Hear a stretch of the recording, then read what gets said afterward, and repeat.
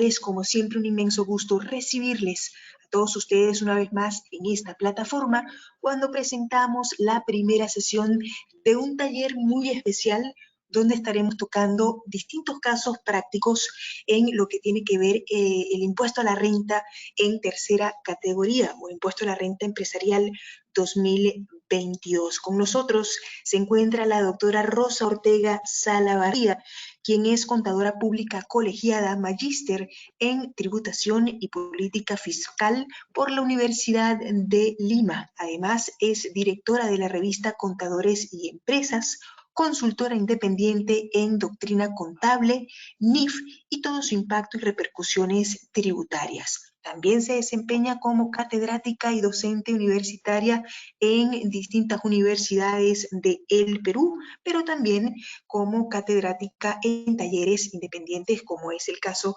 del Club de Contadores que presentamos el día de hoy. Doctora Rosa, muy buenas noches. Como siempre, un gusto tenerla en plataforma, un inmenso placer poderle acompañar en esta sesión y sin más preámbulos, le cedo los micrófonos y las pantallas para que pueda iniciar. Adelante.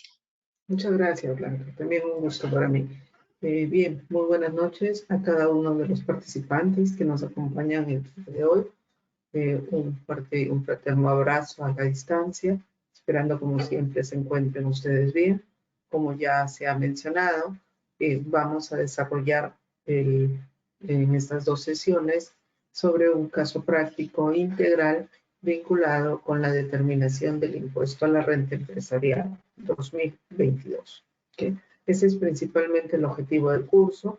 En atención a ello, en la primera sesión del día de hoy, vamos a incidir en adiciones, reparos y deducciones que se tienen que realizar, entre ellos vinculados no solo propiamente con lo que se señala en la legislación del impuesto a la renta, sino aquellos que se puedan producir o surjan por diferencias entre el tratamiento contable versus el tratamiento tributario, y también porque puede presentarse por errores contables, ¿no?, que impactan en la determinación del impuesto.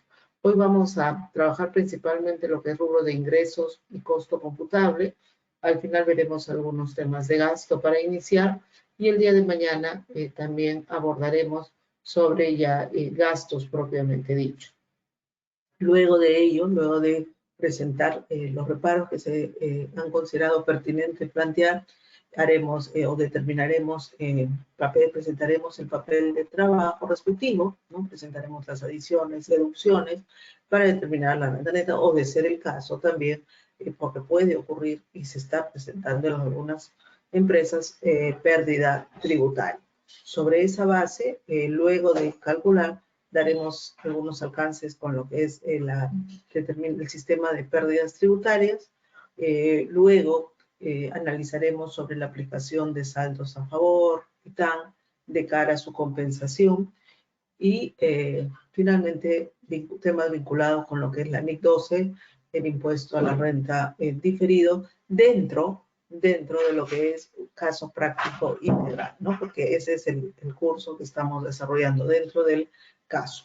Y finalmente, algunos puntos o pautas vinculadas con la declaración jurada anual, ¿no? El tema de novedades, algunas recomendaciones a tener en cuenta, ¿no? Algunos puntos o aspectos importantes a observar entre lo contable y lo tributario. Siempre es importante que se tenga en cuenta ello, ¿no? Cuando nosotros vamos a determinar el impuesto a la renta o a calcular la renta neta, o de ser el caso la pérdida tributaria, consideremos este supuesto, ¿no? Esta vinculación que se presenta entre lo contable y lo tributario, de cara a justamente identificar diferencias y que finalmente no se omitan y nos lleve pues a una incorrecta determinación que podría originar contingencias tributarias, supuestos o situaciones no queridas. ¿Okay? Como ya ha mencionado Blanca, si durante la realización del curso, como siempre, tienen alguna pregunta, alguna duda, pueden escribirnos por mensaje, o también, de ser el caso, activar el audio. ¿Okay? Iniciamos entonces. Voy a brindar primero pautas generales a considerar de cara a la determinación de la renta neta o el resultado tributario, y que nos van a servir de guía para el análisis de los casos. Estas pautas que se van a desarrollar, consideremos que son pautas de obligatorio cumplimiento, el análisis que se tiene que efectuar y que sobre esa base, sobre esa premisa, vamos a desarrollar el caso práctico. Para cada tópico o enunciado que se haya planteado, vamos a considerar, por ejemplo, en el caso de gastos, que se cumplen los requisitos o las condiciones generales, ¿ok? Primero, a título de recordar, cómo se determina el impuesto a la renta de tercera categoría, ¿no? De acuerdo al esquema legal planteado por la ley y su reglamento, hay que calcular la renta bruta, ingresos gravables menos el costo computable. El costo computable obviamente surge en la oportunidad en que se enajenan los bienes. Ello nos lleva a determinar una renta bruta y se determina, se regula según el artículo 20 de la LIR, el artículo 57 para efectos del devengo y su reglamento. Y luego, a la renta bruta calculada se hace la deducción de gastos deducibles para determinar la renta neta, en consideración a lo previsto en el artículo 37, 44 de la LIR y también respecto al devengo, el artículo 57. Y si corresponde en el caso de operaciones en moneda extranjera, hay que tener en cuenta también el resultado por diferencia de cambio, el resultado neto, que puede ser ganancia o pérdida, y ahí consideraremos lo previsto en el artículo 61 de la LIR y su reglamento. De existir pérdidas tributarias de ejercicios anteriores, se procede a su compensación según el artículo 50 y con ello se llega a una renta neta imponible si fuera un resultado positivo o en todo caso podría corresponder u obtenerse una pérdida tributaria. Sobre esta base, observen ustedes que tenemos conceptos, ¿no?, de raigambre contable, como son ingresos, costo, gasto e inclusive en el caso de diferencia de cambio. Por eso en la práctica, si bien este es el esquema legal, en la práctica no seguimos propiamente este procedimiento. En la práctica lo que hacemos es partir de un resultado contable y sobre el mismo realizar agregados y deducciones. Siempre me permito mencionar, y lo vamos a ver ahora en el caso práctico, que cuando nos referimos a agregados, por ejemplo, no debemos centrarnos solo en los gastos, sino que también esos agregados o deducciones pueden surgir de ingresos gravables o de ingresos y costos, ¿no? El costo computable.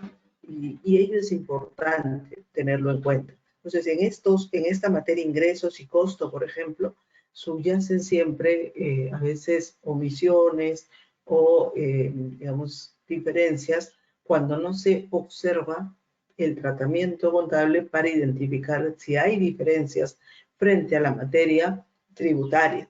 Y ahí podría, como les mencionaba al inicio, incurrirse, ¿no?, quizás en algunos errores en la determinación del impuesto a la renta. Entonces vamos a trabajar en esa secuencia: ingresos, costo y gastos, recurriendo en la medida que corresponda primero al tratamiento contable y luego a su referencia tributaria, ¿no?, bajo el planteamiento de enunciados y de casos. Partamos siempre del supuesto que el resultado contable que mencionamos tiene como base, tiene como premisa principal que los estados financieros, y sobre todo los del 2022, se deben, con mayúscula y subrayado, haber elaborado en función a NIF, ya sea NIF para pymes o NIF completas. Y esto es una campaña que ha realizado el Consejo Normativo de Contabilidad desde el 2021 hacia el 2022, dadas las modificaciones que se han producido importantes en el marco legal. Se han producido importantes modificaciones para dejar en claro que los estados financieros se deben elaborar en función a NIF.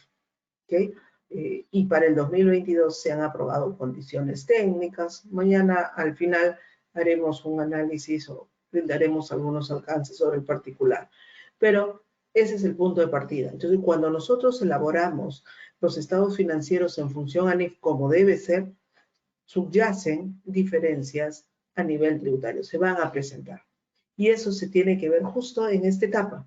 En el momento en que estamos determinando el impuesto a la renta, tenemos que analizar, ver sobre este aspecto qué diferencias se presentan, ¿no? Y qué ajustes hay que realizar, ¿correcto? Para ello, ¿qué es lo primero que tendríamos que hacer si queremos tener una ruta, un mapa, una guía? Lo primero que tenemos que definir es qué modelo contable estamos aplicando.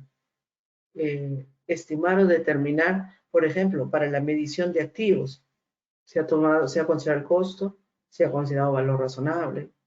A nivel de existencia, se ha aplicado desvalorización, ha habido deterioro de activos, la depreciación, cómo se está calculando. En el caso de ingresos, se han determinado ingresos a nivel contable, se han reconocido ingresos en función a estimaciones, cómo comulga ello con el tratamiento tributario. Igual en el caso de gastos, por ejemplo, las provisiones o contingencias, las provisiones por contingencias o por posibles pasivos que siempre se efectúan al cierre del ejercicio, ¿no? Provisiones por litigio, provisiones por garantías, entre otros. Esto es de obligatorio cumplimiento, estimaciones y reconocimiento de provisiones para fines contables. Pero nosotros sabemos que ahí surge, sin duda, también una incidencia tributaria a tener en cuenta. Eso a observar como marco general. Ahora, me permitió ahora plantear algunos enunciados dentro del caso que permitan apreciar ello, ¿no? Tanto a nivel legal, lo previsto en la legislación del impuesto a la renta y también diferencias entre el tratamiento contable versus el tratamiento tributario. ¿Ok? Otro aspecto importante y que vamos a partir como premisa inicial que se cumple está referido a la realidad de las operaciones. Y esto es algo que ya es un criterio recurrente del Tribunal Fiscal y de la Administración Tributaria y también se ha mencionado en sentencias en casación sobre el tema de la realidad de las operaciones y que se señala o se refiere también como fehaciencia, ¿ok? Fehaciencia o realidad de las operaciones.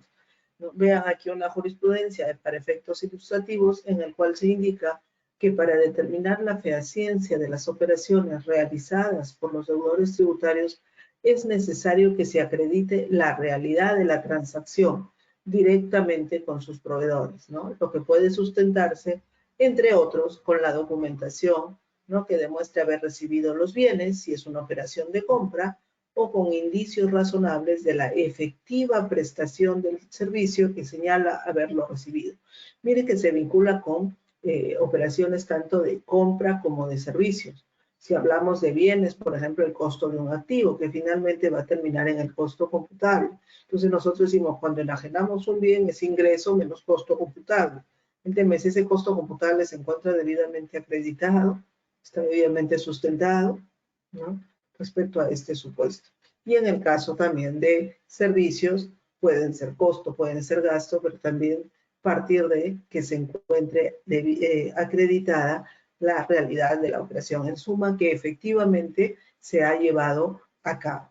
Y ya nosotros debemos tener claro que el comprobante pago y el registro contable pues no son suficientes para acreditar ello, ¿no? Esos elementos probatorios necesarios para acreditar la realidad de la transacción. Entonces, en los casos que vamos a desarrollar, vamos a partir de la premisa que se cumple con este supuesto. ¿Okay? Por ejemplo, algo que recurrentemente ocurre en una empresa, si ustedes vemos en ninguna parte de la ley ni para fines contables, por ejemplo, les dicen que los servicios prestados por un tercero independiente que emite recibos eso no deducible. Nosotros sabemos que si es causal va a ser deducible, pero antes de analizar la causalidad hay que ver la realidad. ¿Cómo lo estoy acreditando? Tengo el recibo por honorarios. Cuento con el recibo por honorarios, cuento con un contrato de locación de servicios y le he cancelado, ¿no? Incluso con medio de pago. Está bancarizado, recibo por honorarios y contrato de locación de servicios. La pregunta que deberíamos realizar en ese caso es, ¿esos documentos son suficientes para acreditar que efectivamente se ha prestado el servicio? Obviamente depende de la casuística de cada supuesto, pero de acuerdo a mi experiencia me permitiría yo señalar que esos documentos per se no son suficientes, ¿no? Que lo que falta acreditar es en qué ha consistido el servicio, cómo se ha brindado, que efectivamente se ha prestado. Ahí es donde tienen ustedes que tener cuidado. Contablemente será un gasto, perfecto, tributariamente también va a ser un gasto, no hay mayor desarrollo. Donde podría haber contingencia está en este supuesto, en acreditar, como bien se dice aquí, la efectiva prestación del servicio. ¿Okay? En el caso de ingresos, algunos tips y sobre los cuales vamos a revisar luego la casuística. La casuística es primero su definición y reconocimiento, es decir, verificar que efectivamente se haya generado un ingreso o que haya surgido un ingreso. En la legislación tributaria no se efectúa una definición propiamente de este concepto, por ende se puede recurrir a la normativa contable. Respecto a la aplicación de las normas contables para fines tributarios, tengan en cuenta que no es una fuente de derecho, pero bajo la norma 9 del Código Tributario se puede aplicar en forma supletoria, ¿no? Bajo el concepto de otras normas, pero siempre y cuando no se opongan a la legislación tributaria. Eso es como punto de partida. Entonces, ¿cuándo existe o cuándo estamos frente a un ingreso? Por definición, cuando se otorga, cuando surge la probabilidad de obtener beneficios económicos futuros. Entonces, ese es el punto principal. Y también ya la SUNAT lo ha mencionado. Para determinar si surge una renta agravada, primero tiene que configurarse un ingreso, ¿no? Salvo el caso de rentas presuntas, que ahora lo comentamos más en un enunciado, en un caso que lo hemos mencionado. Luego que tenemos un ingreso, se tiene que analizar si se encuentra o no afecto al impuesto a la renta. ¿Cómo se evalúa ello? En función a las teorías de renta plasmadas en el artículo 1 de la LIR y también revisando si hay expresos supuestos de inafectación legal expresamente regulados en la LIR. Luego el tema de la medición, que a nivel de ingresos debe estar acorde con el valor de mercado, de acuerdo con el artículo 32 de la LIR, que se establece para, entre otros, existencias, activos fijos, valores, servicios, ¿no? En general, la aplicación del valor de mercado como la medida, ¿no? La medida al cual debe ser considerado el ingreso. Y si se tratara de partes vinculadas, tener en cuenta que se aplica partes vinculadas o paraísos fiscales, tener en cuenta que se aplican las normas sobre precios de transferencia. Otro aspecto importante, tanto para ingresos y para gastos, que hay similitud ahí, es aplicar las reglas del devengo tributario, ¿no? Para imputar los ingresos a un ejercicio específico. A nivel tributario, ahí sí, el artículo 57 de la LIR tiene sus propias reglas y se ha apartado del tema contable.